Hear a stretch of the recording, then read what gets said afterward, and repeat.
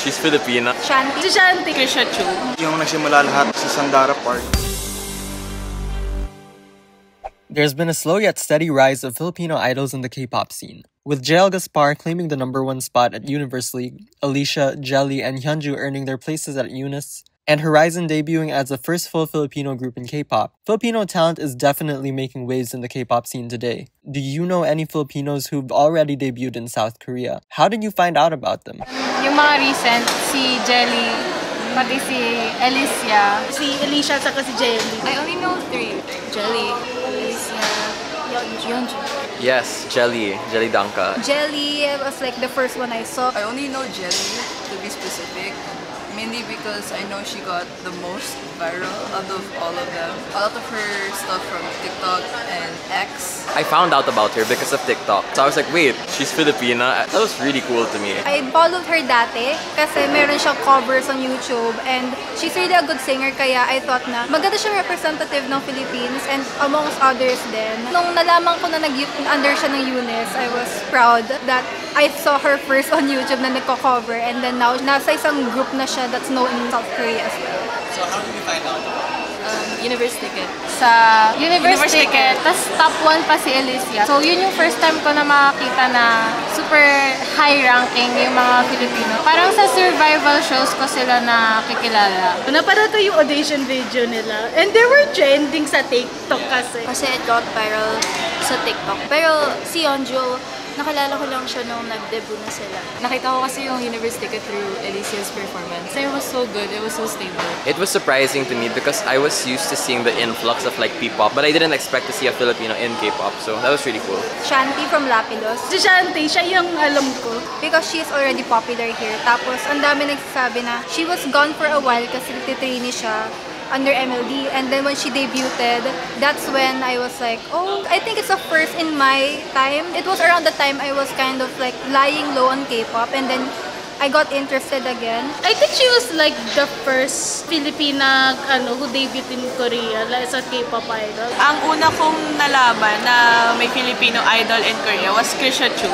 Like, nakikita ko lang siya sa YouTube, like sa recommendations. And then parang I found out, uy wow, Pinoy pala siya. Like, taga Cebu pa. Hindi pa siya nagde-debut. Trainee siya sa Hybe ngayon. She's a friend of a friend. And nakita ko lang siya na sa story ng friend ko na sinusuportahan siya. Na, nakapasok ko ng Hybe. Yun, nakilala ko siya. Compared to past generations of K-pop, a good number of Filipinos have started debuting in recent years. Why do you think such has happened? I think nakilala siya before, like around 2009 because of Sandara Park. Korea wasn't open to foreigners back then. South Korea, mas nagiging inclusive na sila when it comes to pagre-recruit na. Kasi dati, di ba, they're limiting it lang sa China, Japan, like sa East Asia. Pero ngayon, like, ang dami na ding Southeast Asians, tsaka outside Asia. I think it's because of obviously globalization, right? I think those changes happen kasi K-pop is being known like globally na. If you notice today, Korea is collaborating with Western and other parts of Asia, which is a very good thing. Since K-pop in general is becoming more mainstream, like it's literally everywhere right now. It's not like almost natural to end up here, especially since a lot of us are also into K-pop, and I think that's a huge part of it. Even our music industry now, like with BINI and SB19, it's very like similar to K-pop concepts. It's like how McDonald's in every country. It's like kind of different. Some Filipinos are willing to debut as a K-pop star. Kasi madami din Filipinos mahilig sa K-pop. Yung mga generation ngayon, mas invested sila sa K-pop culture. Maraming kabataan yung nakikinig na sa third gen of K-pop, the boom of BTS and Blackpink. Mas naging accepting yung mga Filipinos towards K-pop. Kasi di ba dati, pag sinasabi pag mahilig ka sa K-pop, bakla. Oo. Or, tas ngayon, almost everyone listens to K-pop nowadays. Siguro, dahil rin ng pandemic, parang we were kind of forced to change. And with that, hindi lang yun nasa modality, how we live life, but also how we perceive trends, ganun. Parang ang perspective ko nun, people were just more welcome to change na because of that pandemic. Yung mga time na yun, maraming interested and younger than me, parang they have the opportunity to also try and maybe audition, na-expose yung mga younger generations, like Gen Z in particular, to this kind of music or genre. Ngayon kasi sumisikat na talaga yung fusion of genres sa K-pop. Like yung Twice, nag-try sila mag-bossa nova sa alcohol-free, or yung New Jeans, may pagka-drum and bass, ganun. So, why not yung mga Pilipino, di ba? Mas open na yung mga tao sa fusion of sounds talaga. Like, people are very welcome to try something new. Hindi na sila nagugulat sa mga bagong tunog kumpara dati na, uy, bagong tunog, di mo maganda. Ngayon, binibigyan talaga nila ng chance pakinggan ng mga tao na i-try talaga yung gusto nilang gawin, ganun, combination ng mga genres na gusto nilang gawin, i-presenta nila yung sarili nila in such a specific way na sila talaga na mayroon silang unique identity. Hindi lang sa pag-present nila, pag-market nila, kundi sa sariling identity, pati sa tunog. The fact that Korea's become like a global sensation too in terms of like their marketing, instead of focusing just on their, you know, citizens, now they're like focusing on like how will these other people from other countries relate to us, right? That they're trying to bridge the gap. So I think that's one of the biggest factors. May mga dating groups ng K-pop pupunta din sa Pilipinas. Baka pwede din mag other way around. Koreans liking other foreigners like Philippines. Just like how Philippines like the Koreans.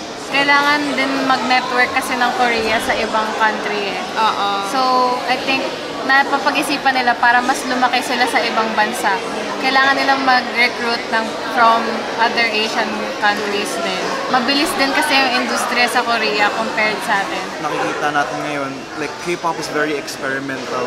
Like sobrang experimental talaga. If you look at NMIXX, they have 2 genres in one song. Yun nga, New Jeans, it's kind of bringing back Y2K, pero iba pa rin talaga. People are just more forgiving and more open to change talaga. Since the second generation of K-pop, several idols from Japan, China, and Thailand have become very successful in their home countries. Do you think the same level of success has been achieved by any Filipino idol who's already debuted in South Korea? From what I know, wala. To be honest, I haven't heard much na parang mga Pinoy from abroad na sumisikat. Yung generation now ng idols, wala pang as level ni Sandara na sumisikat na ganun. Siguro andun na rin yung parang stigma, I guess, na, you know, we're outsiders pa rin sa bansa nila. Nagsa-start pa lang sila. So, Korea is just starting debuting mga Filipino idols. Yung China, Japan, matagal na nila ginagawa. Pero I think they're getting there. Eunice, si Alicia, si Jelly. Both of them. Kasi parang different yung charm nila eh. Pero tingin ko, ang sisikat is either Jelly or Alicia from Eunice. Siguro baka si Alicia, Jelly, and Yeonju, pero she's half kasi. I agree, especially with Jelly. Since actually, I see more of her content compared to Alicia. So far, the only one I really remember is again Jelly. But then like I think she's on her way to being there. Just because so many people, even like the non-Filipino ones, as far as I know, whenever I saw her on TikTok, she has so many supporters na. I think because she's like an it girl.